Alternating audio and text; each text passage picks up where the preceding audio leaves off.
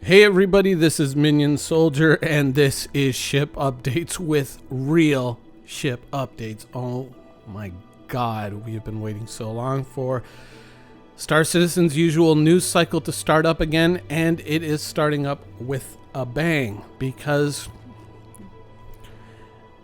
to start things off, normally when you make a YouTube video, what you're supposed to do is you're supposed to say something in the very beginning, like a hook, and then you're supposed to save that for the end of your video, right? That's the YouTube logic, right? So you guys got to watch the whole video to hear the whole thing. But I don't agree with it, and I kind of want to talk about it first, which is CIG's Xeno invasion plans that are date TBD. I know. It's the usual CIG thing. It's like Theaters of War or, the Idris mission or things like that. And you're kind of going like, are they actually going to do it? Well, apparently, in order to pull it off, they got to get rid of Delamar. So it seems like they're serious. When we'll see it, I don't know. Am I excited to see it? Yes. Very excited to see it. In fact, an idea like this is something that I would champion. And I have championed since I made a video suggesting it just over 2 years ago. Let's take a little bit of a blast from the past.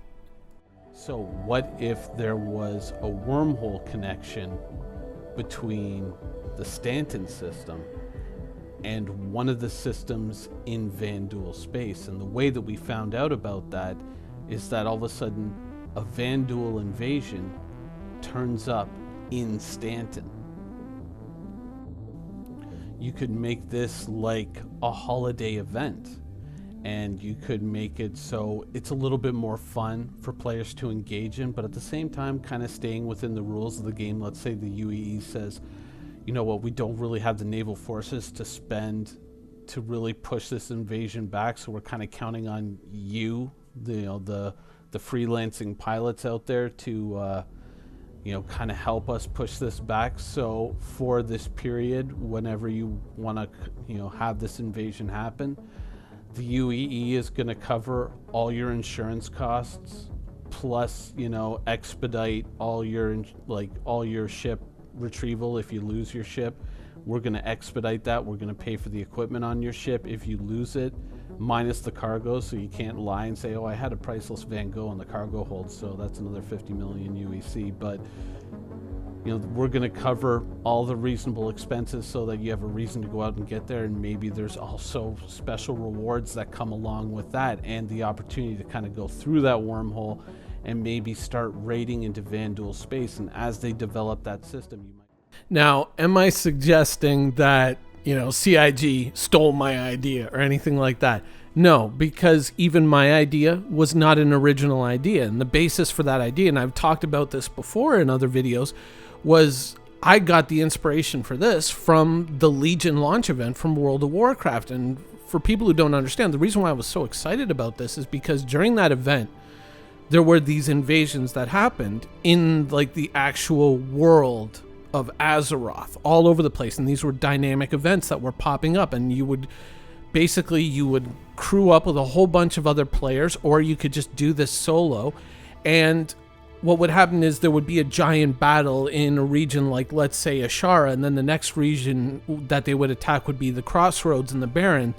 And so all the Alliance players, all the Horde players were fighting in Ashara, and then they would all basically get together and either fly in just this giant flight of players from Ashara to the Barrens, or if they didn't have flight unlocked on that character, because it was an excellent leveling event too, and there was a lot of bonuses to that drove a lot of player interest, you would see this unbelievable chain of an army just marching or riding from Ashara down through that little valley that links, Ashara to basically the Barrens, and you would just see this huge army just marching along on the ground, and the servers ran just beautifully. And it was an event that was it was so incredible and so fun to participate in, and I still, to this day, I kick myself that I don't have any footage left of that event, though you can probably find it on YouTube. It was an amazing event. And it wasn't like red versus blue. It wasn't, all this, you guys suck, and those guys suck. No, like everyone was playing together and just having a blast. And they were like earning things, like they were leveling up their characters, or they were earning, cosmetics and toys and stuff like that. But everyone was after it. Everyone was just all for it and having an absolute blast.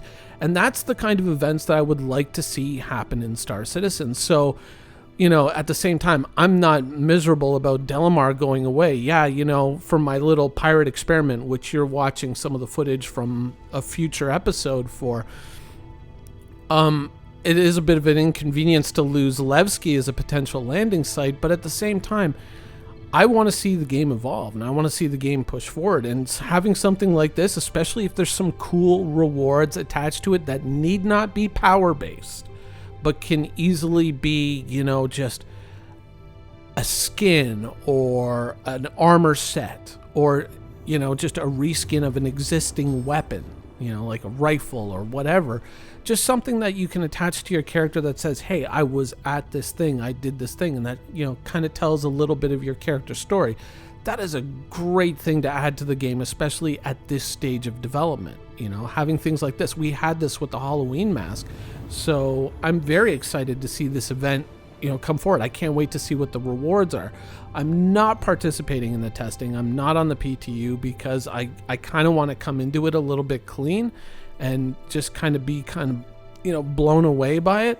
But I have high hopes for this event. And I mean, anytime I suggest things for Star Citizen, like when I was saying, this hover mode doesn't work, get rid of it. Or when I talked about fixed weapons and how they should all track to the same point in space. Yeah, CIG eventually did that. Yeah, I suggested it, but at the same time, I mean, it was a fairly obvious conclusion to come to when you sat down and thought about it. I don't make these videos to, hopefully earn some kind of profit or anything like that. Like, hey, CIG, you owe me for that alien invasion idea because you said you came up with it in 2020 and I, made a video about it in 2018. I don't care because even as I just admitted, it was not a completely original idea. I lifted it from somewhere else.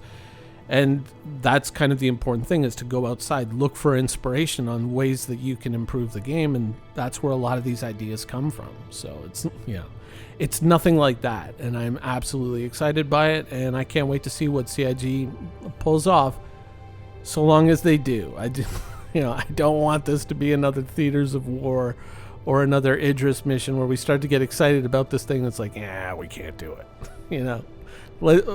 Let's get across the finish line with this one. But apart from that, moving on, ship news, and there actually is ship news. Though, it's kind of obvious ship news. Now, of course, Crusader Hercules, right? The direct competitor now in the game to the Caterpillar is working its way to being delivered. Will it hit on time? Hopefully. But it's there, it's happening. So that is a cool thing. Using a bit of the lessons that they learned making the Mercury Star Runner is probably speeding this process up. So it is probably not all that far away. I get a feeling, we've been seeing these shots of the interior for well over 6 months. So even the stuff that they're showing us now, I would gather that is fairly close to a finished product. Now, as a cousin to the ship that I'm flying right now, the Redeemer, the sadly forgotten and forlorn Redeemer, potentially getting closer to actually being released with its unique engines and everything seemingly intact. That could be an interesting heavy fighter-ish type ship to insert into the game. Now, of course, the Nova tank, we know about this. This could have some fun possibilities in the persisting universe. I am definitely, more than likely, going to buy one of these with in-game UEC when it becomes available, just because I want to truck around on Delamar and have kind of like a Desert Rats type moment with that vehicle in Delamar. But as for practical usability, being that the the Hercules that we were showing earlier is the only ship that can transport it, and that is not something that is on my to buy list. The practicality of it may be limited, but I'm definitely going to go out and have some fun with it either way. Now, along with that, CIG did show us that once again, ship-to-station docking is something that they are now in the gray box phase of implementing. I wouldn't expect it in 3.13. I'm sure it is on the production timeline, but things tend to slip or move, and when are we going to get it? Not exactly sure. None of us are. Even if you were to look at, the roadmap is never certain either, right? It's a lot of it is kind of like, we hope to get to this date, or we hope to be done by then, So waiting on that. And of course, if you're looking at the ships and you're saying, well, the pipeline looks a little thin, remember that there are supposed to be 5 concept ships this year. Chances are at least 2 of them are going to be flight ready. So there's 2 other ships that we are not allowed to see right now that they are working on, and chances are we are going to see one by March, because of course with the new upcoming patch they're probably going to want to include a big kind of marquee ship to go along with that. So there are some very interesting possibilities in the near future. Potentially a flight ready ship that we have not seen yet arriving in March. That is not, by the way, in any way insider information or anything like that. Don't read into it. All I'm saying is that is a guess on my part based solely on my external observations. But apart from that, potentially, the Polaris is still there. And that has to be mentioned. The Polaris is still there. So when CIG gets cooking on the Polaris, it's been a bit of a wait for the Polaris owners. Not so much as the Banu Merchantman owners, or the Endeavor owners, or the Mercury Star, or the Starliner, the Crusader Starliner. Not so much as those guys, but people have been excitedly waiting for the Polaris. And, with CIG now having learned many, many lessons, especially building, some of the bigger ships that are going to be making it into the game, hopefully sooner rather than later. Who knows? The Polaris might benefit from a lot of these discussions and a lot of these arguments that we've had over the years about ships and what's important and what's not important.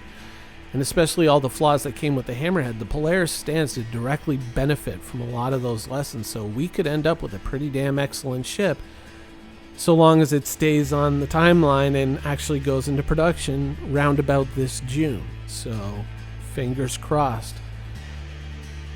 Anyways, that's the show for today. Hope you guys enjoyed it, and thanks for watching.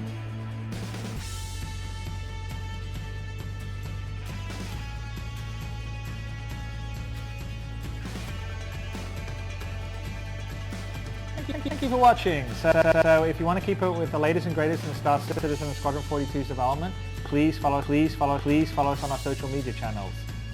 See you soon.